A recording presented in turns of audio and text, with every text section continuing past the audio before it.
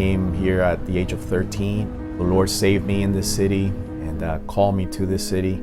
And that's kind of the reason why we decided to plant a church here. I was born here. My mom came pregnant from Argentina.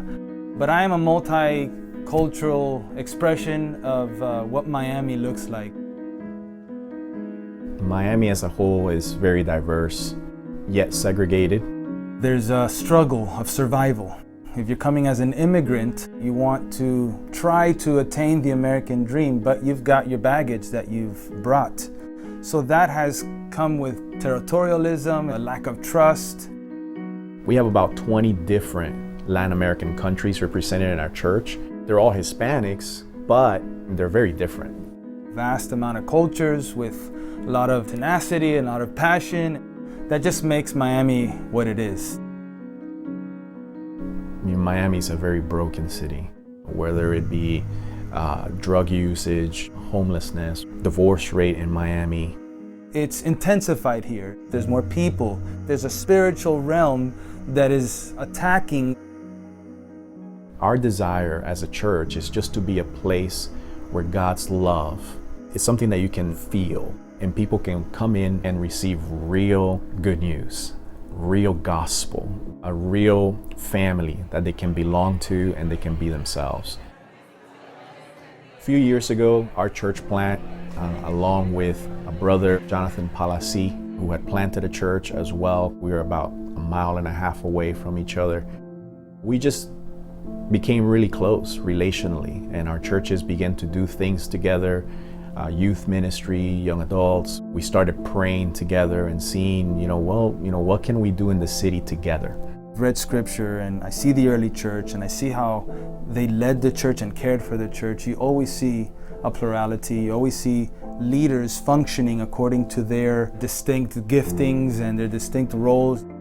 And then eventually the Lord really led us to, why don't we give this city a model of churches really working together to the point of letting go of their own identities and bringing two churches together to become one. Being the fact that we brought two churches together, we've said it from the beginning that everything we do is going to be bathed and done through prayer.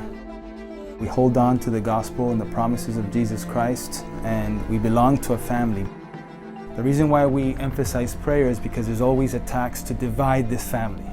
So many church splits here in Miami, so much territorialism and divisions. I was a church planner really by myself with Acts 29.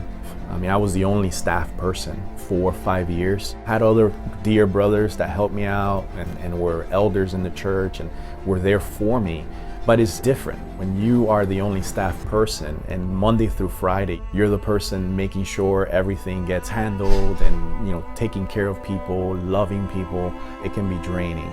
You can't look in the mirror and say, you're awesome and you're great, because so many times you feel discouraged, you feel weak and insecure and limited.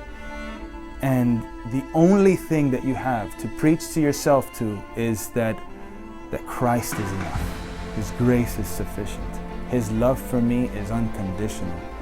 Yes, church planting has been so hard many times. Many moments and seasons where you really want to give up.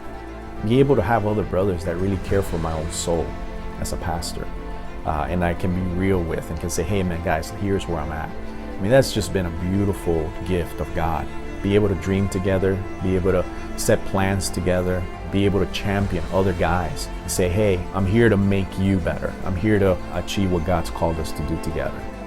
Our church, prior to this merger, was not able to put together a full-blown summer camp where we could provide for our community for an affordable price.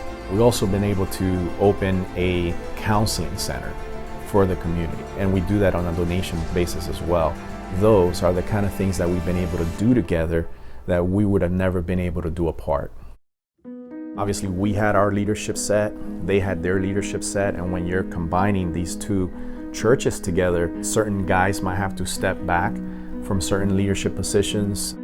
After being used to being the go-to guy for everything. You just get to see God manifest himself in the life of other people, and at the same time, God humbling you to say, you're not the one in control. Someone else can do it. You can delegate. This is my church, it's not your church. We really saw the Lord move in that and just provide the humility in the hearts of the leaders, the pastors, to be able to accomplish something much greater than our own little kingdom.